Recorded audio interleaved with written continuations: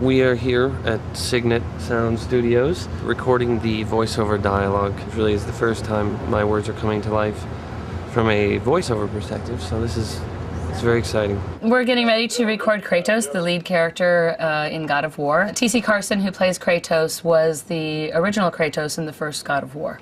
Athena, you conspire against me? Kratos is this god that he's been stripped of everything. His mother's dead, his family's dead by his own hands, and he's just seething with anger and guilt and all of that. Return to Sparta and prepare for battle! People who play the game, they like being Kratos. You know, they like having that power. They like wielding that power. I, as a voiceover actor, I like wielding that power. You defy the God of War? I have a lot of rage. It's really not good. I'm trying to work with it, but you know, I can't do like Kratos does. I can't go out and just maim and mutilate people. I have to go and meditate. And sometimes it works and sometimes it doesn't. Kratos, the once mortal warrior, finds himself on a journey to the ends of the earth, pulling him into the inevitable darkness. What I'm being when I am a narrator is a storyteller. And that's the most primitive form of theater. And it's what I love the most. You certainly do not live up to your reputation, do you, Kratos? It's been a real interesting ride, that Clash of the Titans thing. This movie that I didn't think was going to really go anywhere became this long-lived, iconic film. At least I can bathe in the glory of being the one who brought down the mighty Kratos, the slayer of gods. Although I hardly think a harpy's fool such as yourself deserves such praise. It's very interesting to go back in the booth today and try to recreate the ethos of that character and try to not make him sound too much like a kid, but more like a guy who's, I mean, obviously, Perseus would be a little bit older now. He was that in 1979. Andromeda, my love, you will soon be with me again. That's very nice. I suppose there's a certain responsibility to bring credibility to a character like this, an iconic character.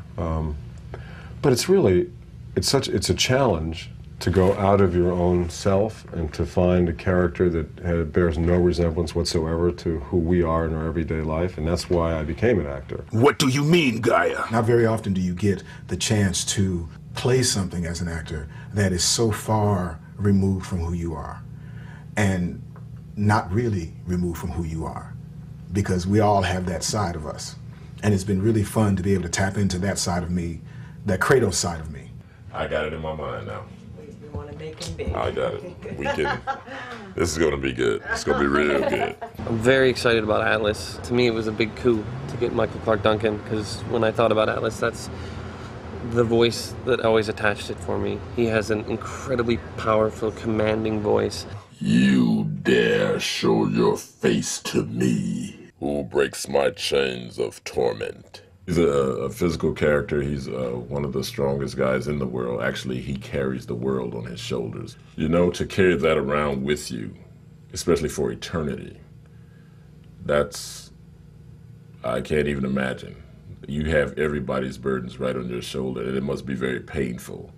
He's so big, he has absolutely no care in the world, so there isn't any need to push it out. His voice is so powerful, even in a whisper. Yeah, I'm still shouting a little. You don't have to shout at all. Don't shout, yeah, don't shout at all. You don't have to push it at all. The relationship between me and the voice director is very unique, because she is giving you, or he is giving you, specific directions on how you should say the line. That director is there to help you get a physical and a mental picture of exactly how this character should be played. I could not do this any other way without having somebody back on the other side tell me, okay, Michael, say it like this, say it a little softer, say it a little bit more angrier. They're very essential to what I have to do.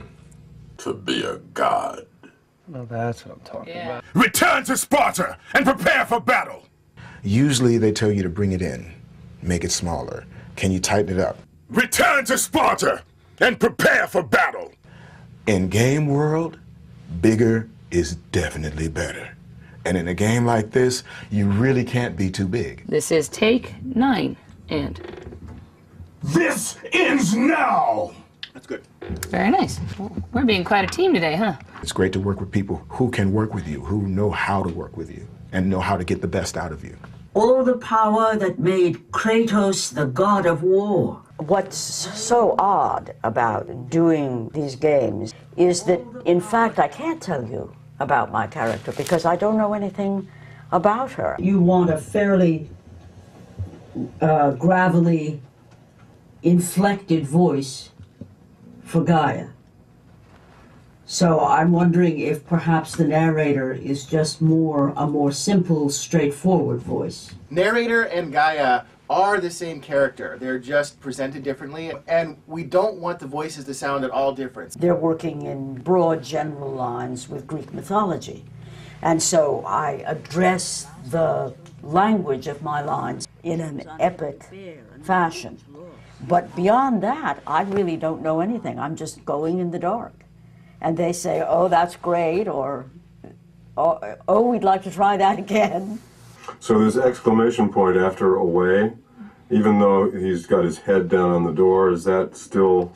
when he says, and now you've dashed it all away, that's when he's going to turn around and it's the accusatory, like... To do a voiceover of something that I've never seen. I mean, I know Perseus, I know that character because I played him, but I have no idea what's going on in this game and what the challenge really is within the context of the game. So it's a little odd. Am I, the great Perseus, to kill this fallen god to receive an audience with you? Nice. Will that allow me to bring my love back from the grasp of Hades himself? Yeah, that's great. That's where it's at. That's the level. The people that create the video games, I'm sorry, fellas, but they're a little nerdy. You know, t-shirts, jeans, and, you know, they are really particular about their game. To watch them listen and see their game come to life is really a joy. But there was more resting on Kratos' shoulders than he could know. My nephew is a big gamer and has friends. Sorry. Has friends who game. If they're all as bright as he is, yes. Sounds like a very interesting group of people. Fight, Spartan. I missed by a long shot being a computer kid. I was one of those people who had to learn how to do it in my 40s. So you're not a gamer? I'm not a gamer, no. My experience with video games in general is that right there. But, you know, I'm from the generation where, you know, computer stuff is, you know, we getting through it.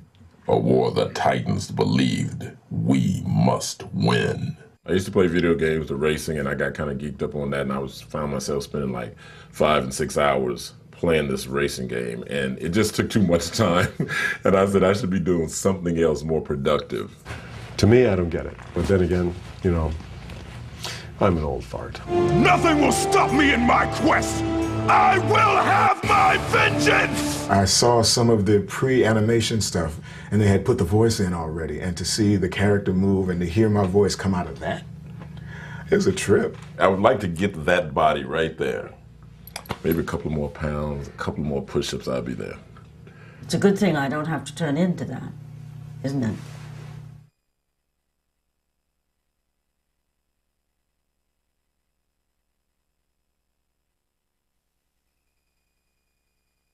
My title is Senior Technical Artist. The duties that involves are setting up production pathways, maintaining those production pathways, and then specifically on the technical end, we use a lot of what we call MEL scripting, Maya Embedded Language, which is our 3D package, and we write scripts and tools and UIs and that to make certain processes as easy as possible for the artists to use. All our characters consist of simply a character hierarchy, which is his bones and his geometry and textures, and then we have a list of files elsewhere that are the animations. And we're able to look at those really quickly simply by opening each file, but it proved to be even more useful to be able to put them all in one file and look at them in sequence so we could see how the run goes into an attack, which goes into an idle, which goes into another attack. I think we're going to see some exciting results from the animators being able to use that and see their stuff a lot more quickly. I thought I was really creative, but then I found out that I was more technical in the long run. Okay, I guess I'll come up and look at it.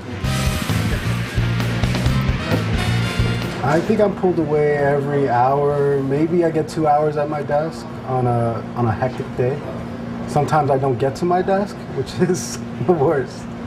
Hey, Jackie. I generally tend to know everybody's position on what they do or can and can't do, and most of the bugs that come around. So I generally just get to fix it. It's probably looking for another camera. If I wasn't here, most people think that it might explode the entire building, but I kind of beg to differ, because if everyone pulls their knowledge together, we could make it through no matter what. Another problem solved. Just one more in a long day of solving problems. A good technical artist should definitely be creative, but the most important part is being technical. There's a character called Pegasus, and it's basically a horse that has big wings. The character artist that was working on the feathers was trying to figure out a nice way to make the feathers look realistic. We did a test with joints. We had 10 joints per wing that we used to move the different points on the wing around to give the effect of turbulence deforming the wings and the feathers.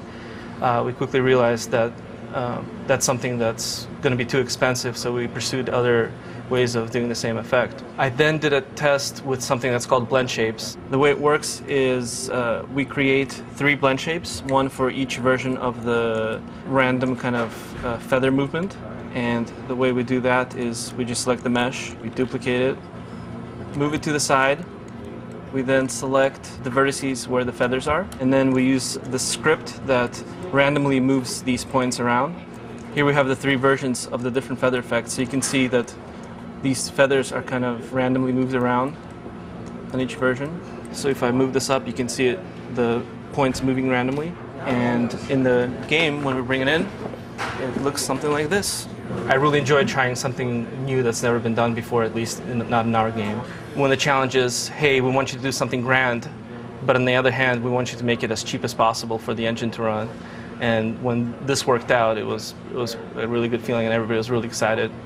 And it added that extra oomph to the effect that, you know, to sell it to the audience.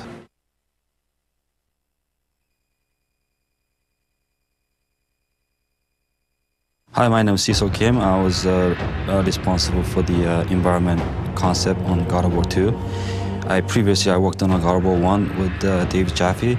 It was a really difficult process, first game, and coming out from the 3 years experience on the first game, it really got me burnt out.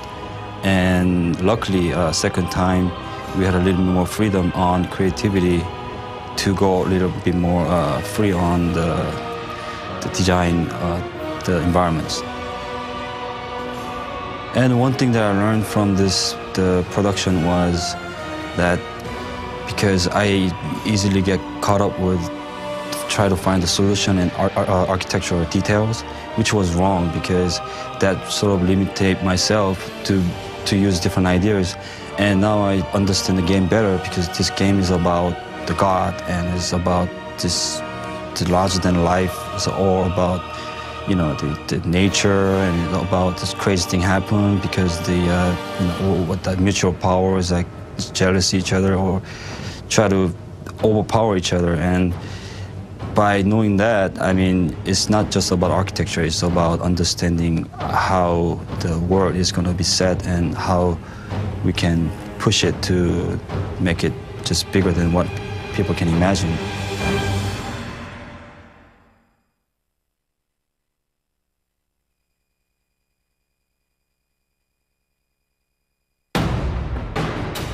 Hi, my name is Andy Park, and I'm one of the concept artists on the God of War 2 team, and I'm talking about the God of War 2 creatures. God of War 1 created a mass array of different creatures that more or less the audience is aware of, like the Minotaur and Cyclops, all the creatures from Greek mythology.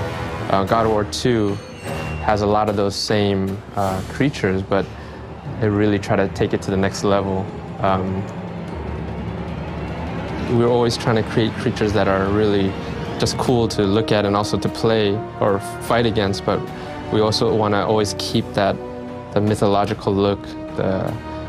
It always has to stay Greek, and that as a concept artist, that's the challenge that we faced. A group of 6 or 7 of us that we had on this team, not steering too far away from the Greek and the mythological look, we did take the Minotaur and the Cyclops and a lot of the creatures from the first game and kind of give them a different spin, a different look. We're really trying to just kind of take it to that next level and also creating creatures that have just more variety than what you've seen from the first game. You know, there's just so many different creatures in Greek mythology. Unfortunately, we're not able to have all of the creatures in this game.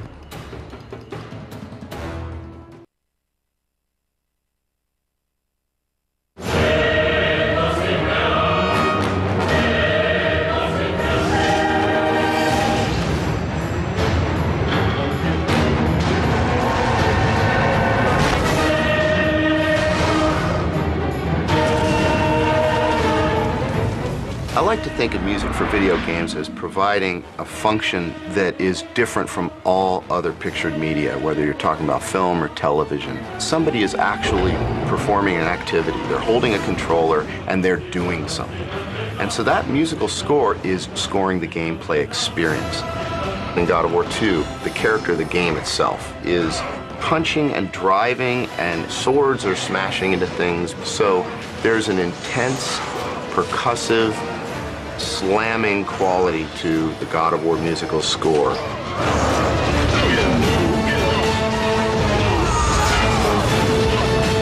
The God of War 2 score really tracks the intensity of the game as if it's just another player in there, like another invisible actor in there, just raging right alongside Kratos. I think one of the most impressive things is the fact that we can have multiple composers working on this project and end up with a very unique, cohesive sound. We actually had 4 composers who are also on God of War 1. Gerard Marino, Mike Regan, Ron Fish, and Chris Velasco.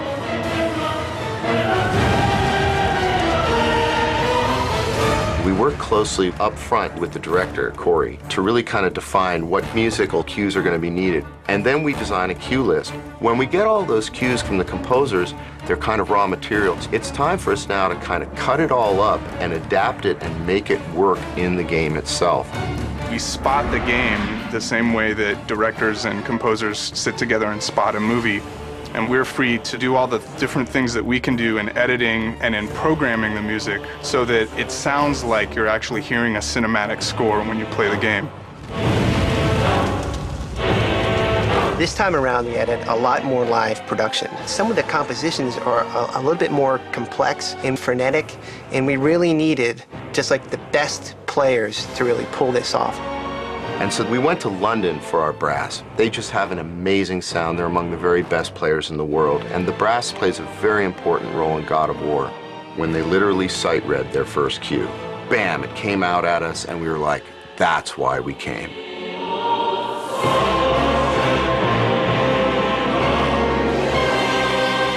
Same thing was true in Prague, where we got our strings, and we recorded a 40-voice choir.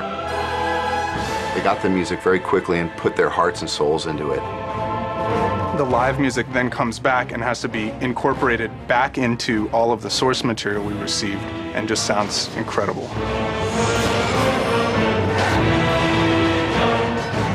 The music production overall, like the rest of God of War 2, is a massive undertaking. I think it speaks a lot to the quality of the game we're working on, that everybody is working so hard and still having such a great time. It just clicks. You really need a great video game to be a vehicle for a great score. And that's what we have with God of War 2, just like we had with God of War 1. I mean, you end up with an experience that really raises the bar of what people should expect from a video game. We're combining synth tracks from the composers, brass from London, strings from Prague, choir from Prague, and all these elements coming together, whammo. It was like, okay, this is why we've done all this.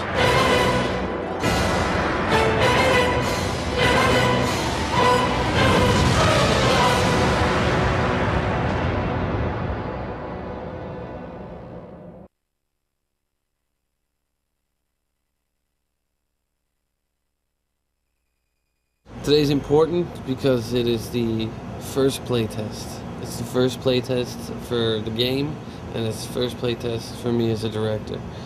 So it's kind of a monumentous occasion. The week, it was long. It felt like about a month. So, you know, a lot of late nights, ton of effort, a lot of putting out fires, a lot of running around. But it's typical of this industry. Last night was rough for a lot of people, but they all pulled through, man.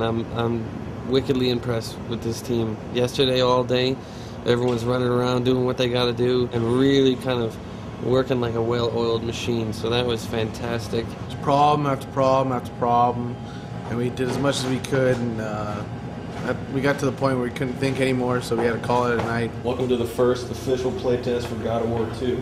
Hopefully those guys are just smiling like, oh my god, this is the best!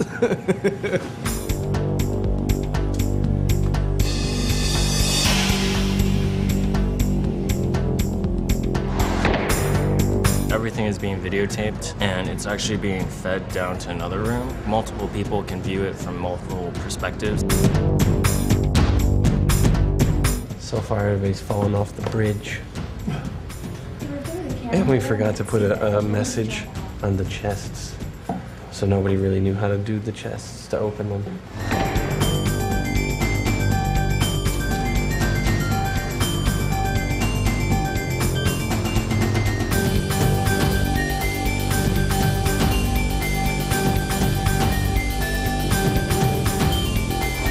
I think one of the responses would be, man, this game is rad. Everything you did about it is so good. You guys rock. I want to be like you. In which case I would be like, oh, please, no. We'd be very excited, but also somewhat bummed because we wouldn't get much constructive feedback about how to make it better. The other extreme end would be, wow, this sucks. The first game was so much better. What happened? What did you do to it? And then, you know, we would be sad. The third type would be the constructive criticism, like, oh, you know what, I felt this part was a little too hard. It would really be neat if you had better enemies. The level was confusing, and I got lost at this point, which would help us on our level flow, so we go, oh, okay, that's good, we can pick something up from there. So the third is the most desired response. Chat about just some thoughts. Good thoughts, bad thoughts, anything, just throw out stuff about overall experience of the level. Integrating the puzzles with your exploration as well is great, because I mean, you're constantly seeing something new even while you're solving puzzles, which is pretty cool. They had great results. I feel honored that they worked this hard just to put together a demo for us to play. That's pretty cool. The stopping the time was real cool. That's, you know, real new. Couldn't do that before. That's going to have a whole new aspect to the game. And, you know, so far, I'm, you know, really got me hyped up to see the rest of the game. The game was received very well, even despite the little flaws that really bothered me and I wish we could have gotten fixed. People look past that. I just wanted to get everybody together. We just finished our first playtest of our first level that kind of has gone through the pipe, and it was received extremely well. It was great to see everybody kind of pulling together, and a great moment for everybody to see people enjoy it. Those of you who are barely awake, go home. Yes.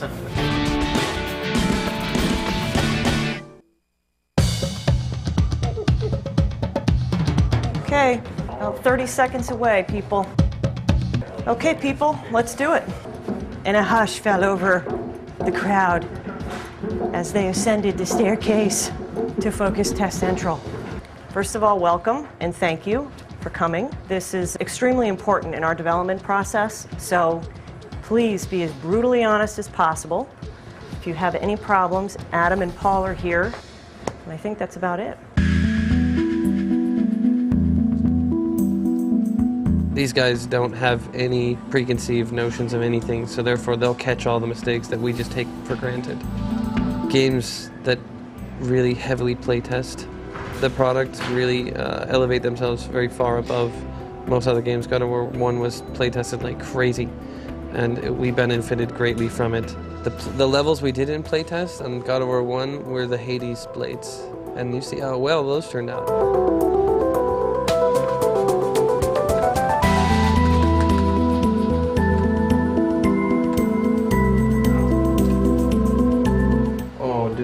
Fucking bounty volume thing on the trainers.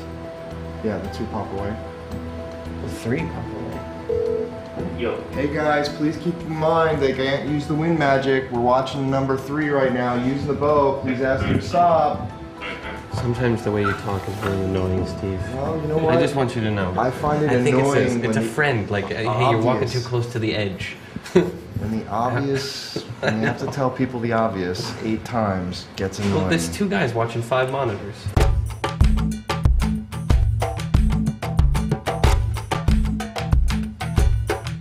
Absolutely feel free to say whatever it is. None of us get any better unless we find out what's wrong. So do not hesitate at all. I don't know about the rest of you guys, but the surprise rock guy who popped out at you, like, freaked me out. It was great. I mean, I know if I'm playing at 3 o'clock in the morning, that's gonna scare the shit out of me. So that was really great. I'd like to see exploding enemies. Did you actually on one of your things say you wanted more screaming? Yeah. Okay. So come on, that was good. See, I got a parking ticket this morning and I was pretty pissed about it. And this type of game just makes me feel happy. Like, at the end of the day, if somebody fucks with me, I come to this at home, I just sit down, I beat the shit out of people, and they're like screaming blood everywhere, and I feel good. That's fantastic. This guy is, you know, the epitome of the God of War fan. He's the type of guy that we totally appreciate as developers because he's so freaking into the game. He's also the type of guy we're probably scared to meet, you know, in the real world, like in a dark alley or something like that, because he's fucking out there as his love of violence. I really wanted to see that thing topple onto an enemy's head and like smash him and have him like writhing in pain underneath the rock. He may be taking it to the extreme, but I think everybody has maybe a piece of what he talks about, which is, I've had a bad day and I want to go home and I want to vent my helplessness at a situation at work out on something, and I don't want to do it in the real world. I play this game and I tear this guy apart and I feel powerful. Thank you very much, guys. This is awesome. This is really going to help us. We fared better than I thought we would, especially with how down I was this morning about it. So I'm psyched.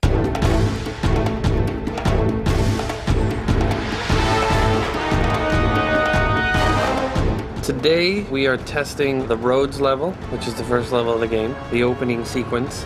Rhodes being the first level is exceptionally important to have that, you know, huge, epic opener, kind of topping what we did in the first game. It's got to be bigger than the Hydra. They come in here and some of the stuff is arted up. They have no preconceived notions on anything. They don't know how to use any of the stuff that we've been working with the whole time. So they get all these abilities and they're just like, what the hell? What's this do? I don't understand how this works. They don't understand that something only lasts for 8 seconds. Well, we totally get it because we said it's going to last 8 seconds. So it's a rude awakening to sit there and watch it and be like, oh, just do what I want you to do now. But, you know, teaches us. We were discussing earlier how strict the time limit was. Playtesting like this is vital. The people in the studio, very close to the project, have played it a lot. You don't see the obvious a lot of times. So the feedback is always incredibly valuable because they're the target market. They're the guys that are going to spend their money to buy our game, and we're here to satisfy the fans. Thanks again for coming in. We got a lot of work to do. We have 3 weeks until alpha. So looking at that, I know that we have some tough roads ahead of us for the next 3 weeks to get everything into shape, and it's time to go home.